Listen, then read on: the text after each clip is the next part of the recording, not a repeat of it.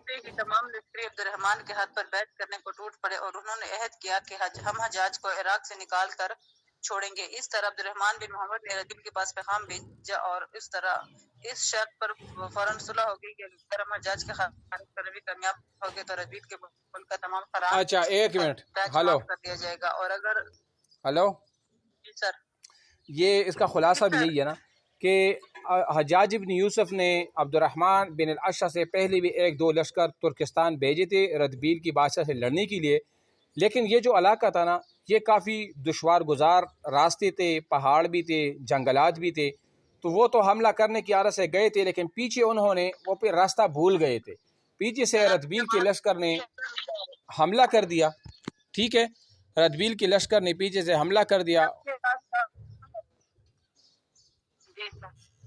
ردبیل کے لشکر نے پیچھے سے حملہ کر دیا اور مسلمانوں کو شہید کر دیا، ٹھیک ہے۔ اب جب مسلمانوں کو شہید کر دیا تو اس کے بعد آواز آ رہی ہے؟ ہلو ہلو ہیلو آواز نہیں آ رہی؟ جی سر ابھی آئی ہے۔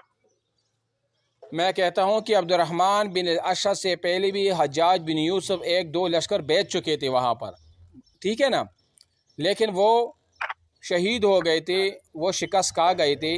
تیسری دفعہ عبد الرحمن بن الاشعث کو بھیجا گیا تھا، لیکن انہوں نے جب علاقوں کو فتح کیا تو پھر حجاج بن یوسف نے ان سے زبردستی یہ قاصد بھیجا اور کہا کہ اگر آپ ادھر اس طرح پڑے رہیں گے تو آپ علاقوں کو کیسے فتح کریں گے؟ حالانکہ عبد الرحمن بن الاشعث بہت بڑے ایک جرنیل تھے اور نامور سپاہی تھے، انہوں نے کہا کہ دیکھو ادھر دشوار گزار پہاڑیاں ہیں، جنگلات ہیں، اگر ہم اس طرح جو ہے نا برابر اور تسلسل کے ساتھ لڑتے رہیں تو ہماری زیادہ سے زیادہ فوجی کیا ہو جائیں گے، وہ زخمی ہوں گے، شہید ہوں گے اور تھک جائیں گے۔ لیکن انہوں نے یہ بات نہیں مانی اور کہا کہ آپ ادھر مزے کر رہے ہو اور ادھر سے جو ہے نا آپ فوجی امداد بھی آپ کو مل رہی ہے، سارا کچھ آپ کو مل رہا ہے، اس کے باوجود بھی آپ نہیں لڑ رہے۔ چنانچہ انہوں نے پھر ایسا کر دیا کہ جو وہاں کا جو ان کے ساتھ جو سپاہی تھے ان کو اپنی امارت پر اور اپنی بیعت پر آمادہ کر دیا اور کہا کہ آپ حجاج کی ان کی بیعت کو توڑ دو اور میری ہاتھ پر بیعت کرو۔ آواز آ رہی ہے نا؟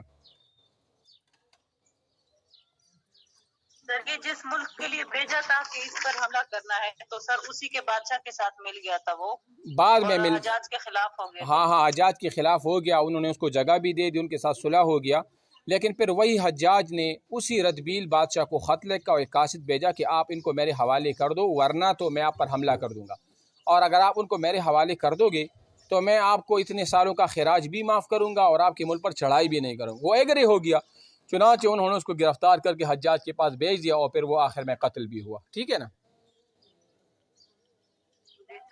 یہ پورا خلاصہ تھا اس کا، یہ جو حجاج بن یوسف کا یہ پورا کا پورا خلاصہ تھا، ٹھیک ہے۔ اچھا جی، یہ ابھی آپ آ جائے صفحہ نمبر 144 سے اوپر دیکھیں، صفحہ نمبر 143 کے آخر میں اور 144 کے اوپر ایک دو شہر واسط کی آبادی پہ آ جائے۔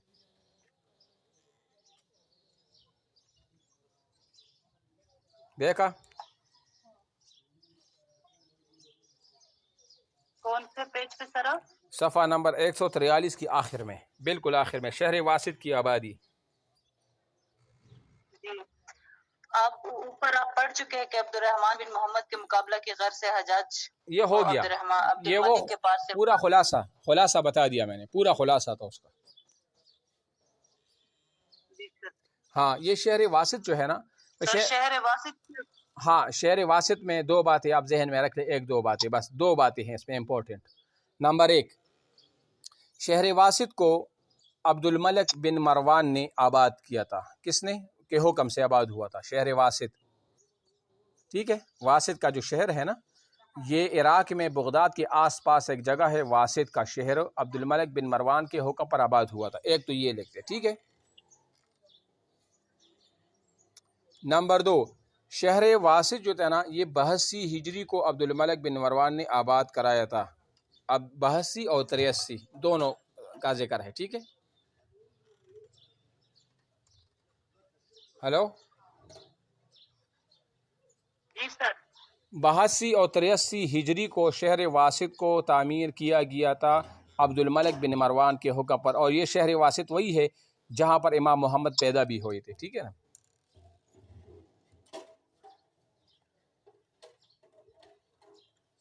ٹھیک ہے، لکھ لیا. Hello hello. اچھا، دوسرا لکھ دو کہ عبد الرحمن بن الاشعث کی شہادت یا وفات جو ہے وہ ہے 84 ہجری، یہ بھی لکھ دو.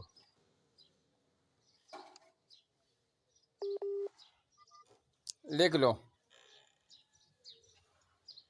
سر آپ کی آواز کٹ گئی تھی، کیا لکھ؟ میں کہتا ہوں عبد الرحمن بن الاشعث، عبد الرحمن بن الاشعث، یہ جو ابھی ہم پڑھ رہے تھے نا. Hello hello.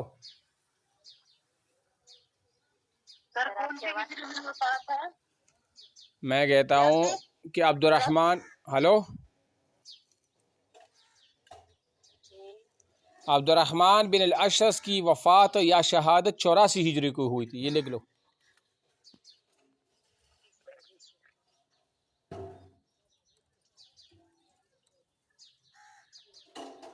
لکھ لیا. اچھا جی، یہ یہاں پر پھر آپ نیچے آ جائیے، صفحہ نمبر، یہ جو امپورٹنٹ ہے نا اس کو آپ لکھتے رہے. صفحہ نمبر 147 پر سکہ اسلامیہ کی ابتدا، یہاں سے انشاءاللہ پھر کل پڑھیں گے سکہ اسلامیہ کی ابتدا.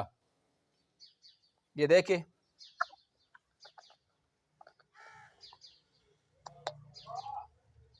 دیکھا، اس کو اسکرین شاٹ لے لو اس کا.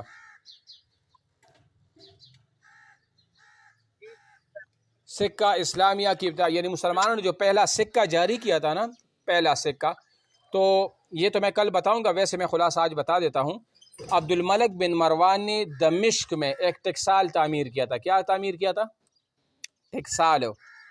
ٹکسال کا مطلب جہاں پر یہ پیسے بنتے تھے، سکے بنتے تھے، ٹھیک ہے نا. ہلو، دمشق میں ایک ٹکسال انہوں نے تعمیر کیا تھا، دمشق میں، جہاں پر سکے بنتے تھے دینار کے اور درہم کے، اور ان پر لکھا ہوا تھا قل هو اللہ احد، نقش کندہ تھا اس طرح. ٹھیک ہے، ہاں. اور یہ انہوں نے تب شروع کیا تھا جب رومی حکومت نے عبد الملک بن مروان کو دھمکی دی تھی کہ اگر آپ ہمارے علاقوں پر اس طرح حملے کرتے رہیں گے تو ہم اپنا سکہ آپ پر بند کر دیں گے، اپنا سکہ جو ہے نا آپ پر بند کر دیں گے. تو انہوں نے کہا بے شک آپ سکہ بند کر دو، ہمیں اس کی کوئی ضرورت نہیں ہے. لہذا انہوں نے اپنا سکہ جو ہے نا وہ جاری کیا تھا دمشق سے، ٹھیک ہے.